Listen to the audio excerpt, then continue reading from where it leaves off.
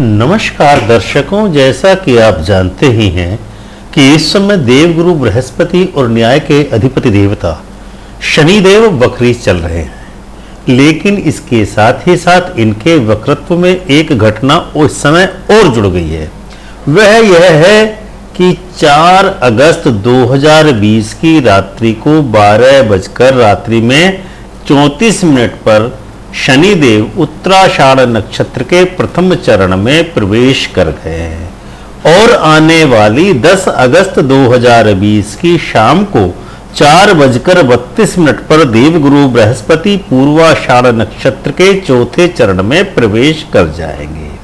और इस समय दोनों ही ग्रहों की जो गति है वह वक्री है और दोनों ही ग्रह इस समय धनु राशि में विधि सूर्य ग्रह है, जबकि पूर्वाषाढ़ नक्षत्र का स्वामी शुक्र ग्रह है।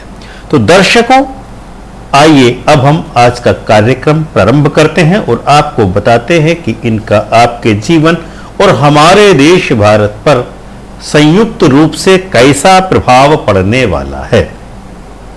जैसा कि हम आपको पहले ही बता चुके हैं कि 4 अगस्त की रात्रि को 12:34 पर वक्री गति से चल रहे शनिदेव उत्तराषाढ़ नक्षत्र के चौथे चरण में प्रवेश कर चुके हैं और उत्तराषाढ़ नक्षत्र का स्वामी सूर्य ग्रह है।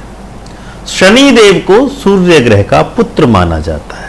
शनिदेव के इसी वक्रत्व और अपने पिता के सूर्य के नक्षत्र में पहुंचने का परिणाम यह रहा कि जिस प्रकार से पुत्र के वापस घर लौटने पर पिता के घर में जश्न मनाया जाता है, ठीक उसी प्रकार शनि देव के अपने पिता के नक्षत्र में आते ही ठीक 12 घंटे के अंदर प्रधानमंत्री मोदी जी ने भव्य राम मंदिर का शिलान्यास भगवान राम की नगरी अयोध्या में कर दिया और पूरे देश में ही जश्न का माहौल मनाया जाने लगा। यह तो रहा शनि देव के वक्रत्व का और उत्तराषाढ़ नक्षत्र में आने का पारिवारिक प्रभाव। अस्तु, आइए अब हम आपको शनिदेव के सामाजिक तथा भौतिक प्रभाव के बारे में बताते हैं।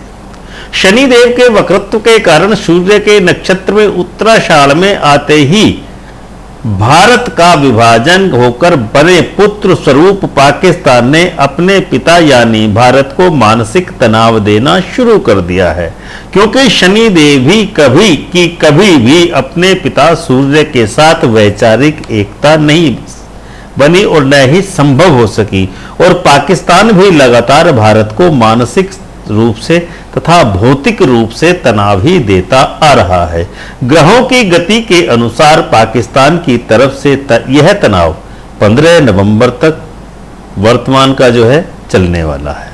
तो दर्शकों, अब आते हैं 10 अगस्त 2020 को देवगुरु को पूर्वाषाढ़ नक्षत्र के चौथे चरण में प्रवेश करने के प्रभाव के बारे में।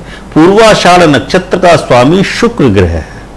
बृहस्पति को एक ओर जहां देवगुरु माना जाता है तो शुक्र ग्रह को दैत्याचार्यों का गुरु कहा जाता है या दैत्याचार्य कहा जाता है।